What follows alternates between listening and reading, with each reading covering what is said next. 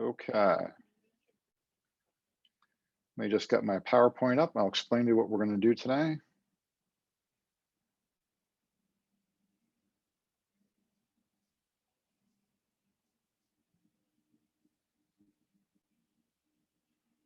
So we're going to, I've been working on this presentation that I'll be making to other groups, and it's about our comfort zones and why we want to be outside of them, and really recognizing what they are. And so this is a little bit of a compilation of some of the things that we've done over the last really 2 years, but kind of strung together in a different way with a different viewpoint. And the viewpoint being that, we've been in this COVID situation here for a while, and looks like that we'll be going through a little, we'll have the winter with it.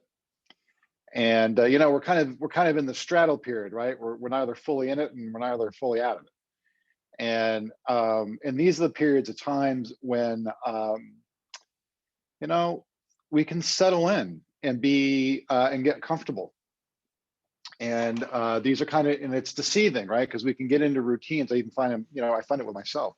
We get into routines we kind of don't even mean to.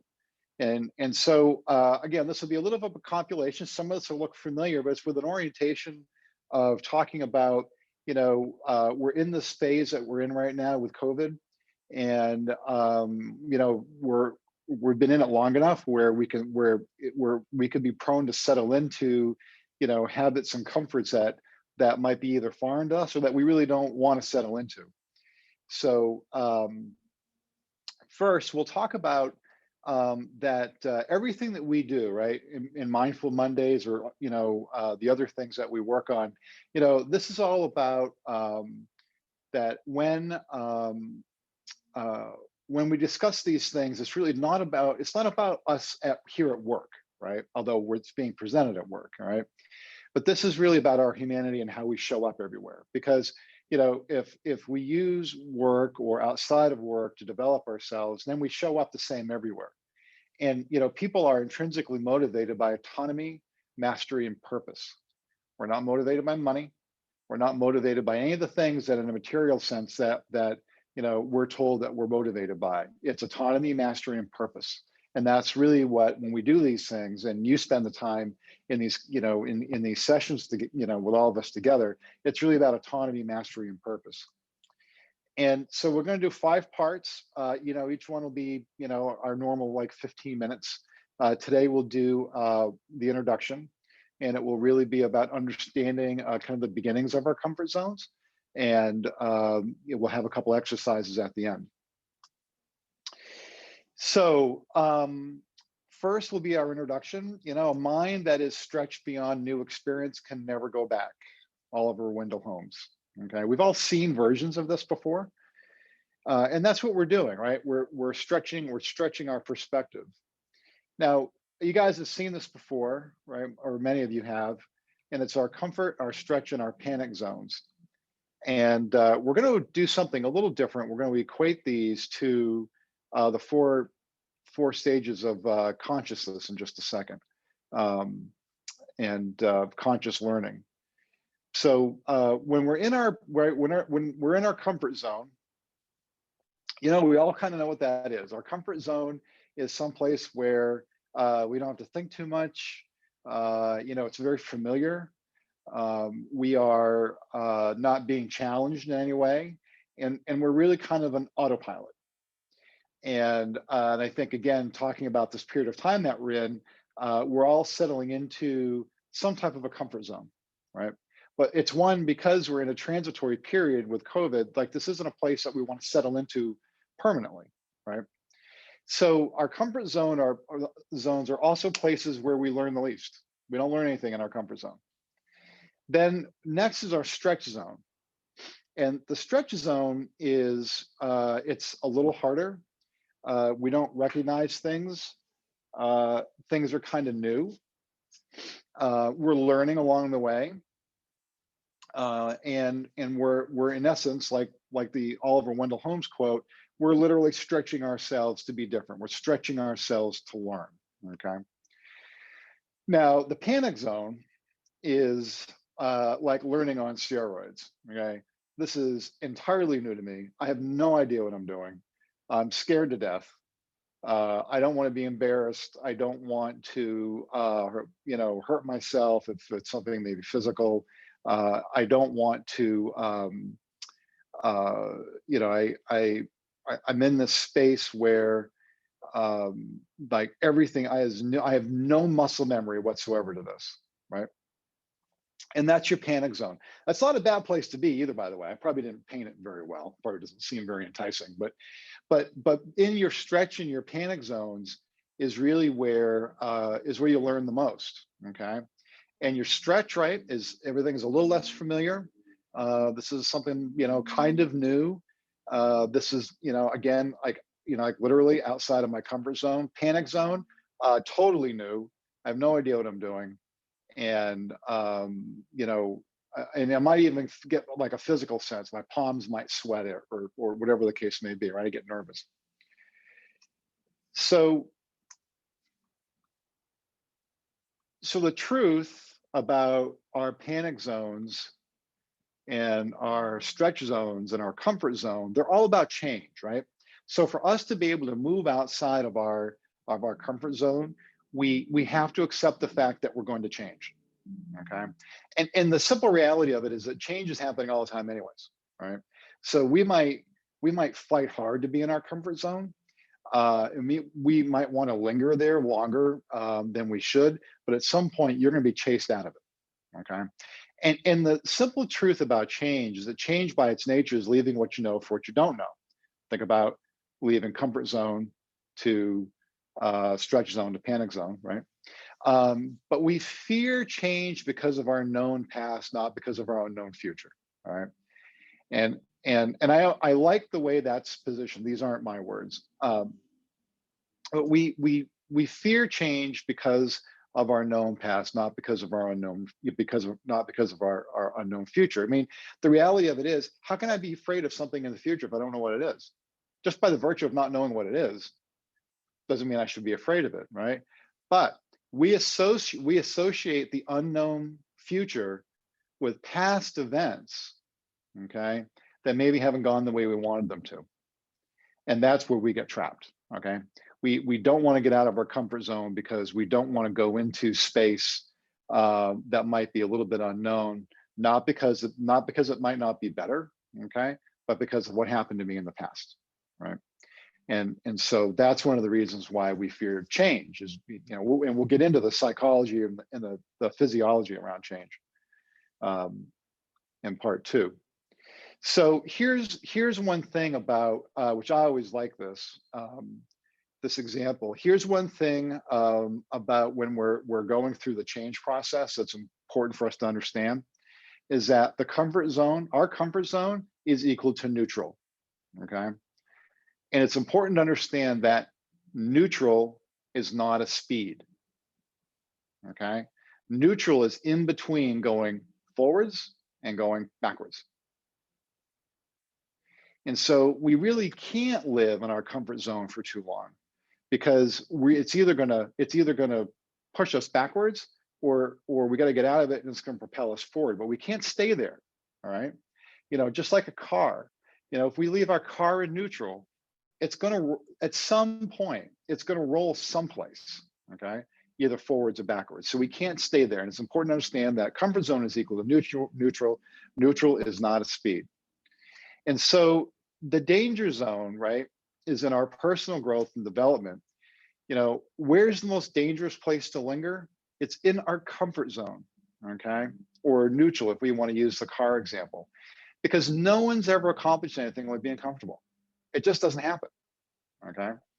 And so if we want to move forward, even just incrementally, even just a little bit, like we don't have to go out and cure a disease or develop a new software program. It just could be, a new habit, like getting up and going for a walk in the morning, or finding 15 minutes to read every day, or whatever finds you, that whatever you're drawn to, that you can find a purpose in and something new, right?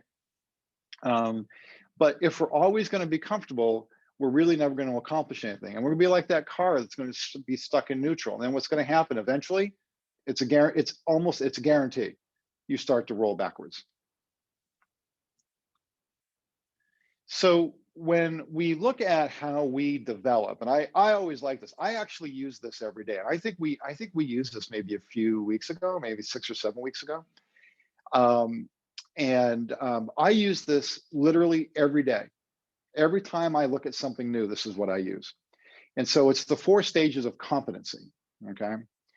And so when we go into our very first stage of competency, we are unconsciously incompetent, okay? What unconsciously incompetent means is that I have no idea what I'm doing, and I'm just doing it. I'm just kind of going along with it. Then we go into conscious incompetence, which means, oh, wait a minute now. I actually don't know what I'm doing, and I know it, okay? And so I would say that, consciously incompetent probably kind of equals your, the 2 stages there, unconsciously incompetent and consciously incompetent. They probably equal a little bit of your combination of stretch and panic zones, right? And then when I get into consciously incompetent, that's kind of, now I'm edging into my comfort zone, right? And then when I go unconsciously incompetent, now I'm in my comfort zone in whatever it is that I'm doing. And it's how we learn, okay? And so if you take a look at the panic, right, the panic, stretch, comfort versus the stages of competency, okay, they're very similar. And think about it in terms of a ladder, right? What gives me panic today, okay? The more I do it, I go from panic to stretch to comfort, okay? And then my what was my panic is now my comfort zone, okay? And I've worked through it. And so if you take a look at the different stages of competency, it kind of works the same way. I start off, I'm starting off basically in my, the consciously incompetent and unconsciously incompetent, they're kind of my combination panic stretch zones. And then all of a sudden, as I do things more and I become more familiar with it, I'm moving into my comfort zone. And then once I become comfortable with something, then what do I, now that's my new neutral, okay? Once I'm comfortable. And what do I want to do with my new neutral? I want to move out of it. I want to move into drive. I want to start to go do something else, okay? And so that's the process that we go through for every single thing. It could be getting, like, I have to go get a new iPhone today, okay? I don't like getting new phones. I can't stand it, right? And because it's just got like new stuff on it, and I really could care less, right? But I'm gonna get my new phone, and I know the process I'm gonna go through. I'm gonna look at the new features, and I'm gonna be consciously incompetent. I'm gonna be unconsciously incompetent, and then after a week or so, I'll know the new features, and then I'll be unconsciously competent, right? Everything I do is just muscle memory. I know how to use the phone, and I'm in my new iPhone 13 comfort zone until I go get my. I usually skip a couple models, so my next one will probably be the iPhone 15, believe it or not, right? So but I'll stay in my iPhone 13 comfort zone until like the phone doesn't work anymore, like kind of like my iPhone 11's doing. Right, and those are the stages. It doesn't really matter. It could be learning a new hobby. It could be learning something different in diet or physical fitness, or it could be something just philosophical, or all those types of things. Right, you're getting outside of your comfort zone. But every time you do something, it's something new. We all go through these 4 stages, and they don't have to be monumental. It's just that we go through these 4 stages on everything. Okay. And the 4 stages of competency, really relate to how we operate in our comfort, stretch, and panic zones. So a little bit of homework as we start to wind down here. So when was the last time, write this down, okay? Think about it. When was the last time that you were stretched to your panic zone? Okay. And how did you react? And how would you have handled it differently? So three parts to the question, right? When was the last time you were stretched to your panic zone? Now, this could go back to childhood. It doesn't have to be last week. It could be at any time in your life. Okay, that made sense. That's prominent to you. When was the last time that you were stretched to your panic zone? And then how did you react? And what would you have handled differently? And we'll come back to these later on. Okay, so these are really important questions. And the next question is, how often are you willing, typo here, excuse me, how often are you willing to leave your comfort zone? How often are you willing to leave your comfort zone? Now, here's why authenticity matters. You're the only one that's going to know the answer to that. And it's important that you answer it truthfully, okay? Because otherwise you're not going to get the benefit out of it. And I think at some level, we all kind of conspire with ourselves to think that we're more flexible than we really are. And I think if we're authentic about it, we're going to find that we're maybe not as authentic about it as we might think. We might not, we might not be as adventuresome as maybe our egos would like us to believe. Okay. So how often are you willing to leave your comfort zone and be super honest about it?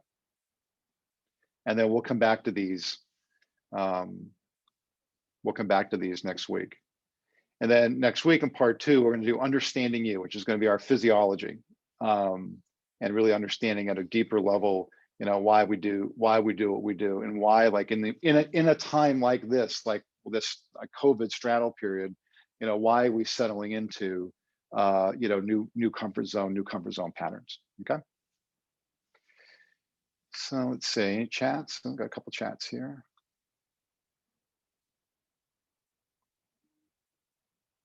Yeah, Lucian, excellent. Edie. That's good. Yeah, excellent. Yeah.